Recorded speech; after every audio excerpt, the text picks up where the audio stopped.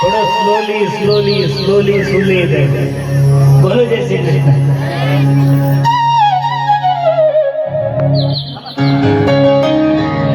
त्या हजारो सैन्य आहे, त्या हजारो सैन्याच्या मधून कन्हैया चालत चालत चालत चालत चालत चालत रुक्मिणीच्या जवळ येऊन पोहोचले। आता त्या हजारो सैनिकांनी काय करायला पाहिजे होतं? रुक्मिणीचं रक्षण करण्याकरता उभे होते ना, कन्हैयावरती अटॅक करायला पाहिजे होते, पण कन्हैयावरती अटॅक करायचं विसरले। कन्हैया जसे रथाच्या खाली उतरले, त्यातल्या एका सैनिकाने कन्हैयाचा पितांबर पाहिला, दुसऱ्या सैनिकाला म्हणायला लागला, बाप रे बाप, किती सुंदर आहे रे याचा पितांबर।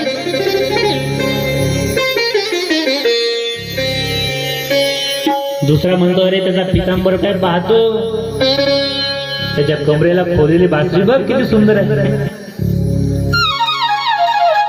तिसरा म्हणला, अरे त्याची बासरी काय बघतो, त्याची ओठ बघ किती सुंदर आहे, बोलो जय श्री कृष्ण।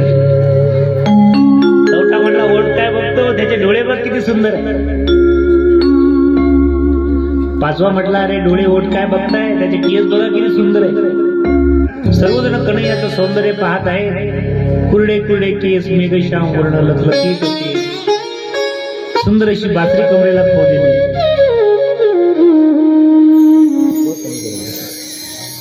सर्वजण कन्हैयाचं सौंदर्य पाहत आहेत, पण हा करतो काय हे कोणी पाहत नाहीये, बोलो जय श्री कृष्ण। कन्हैया हळूहळू हळूहळू हळूहळू हळूहळू हळूहळू रुक्मिणीच्या जवळ आले।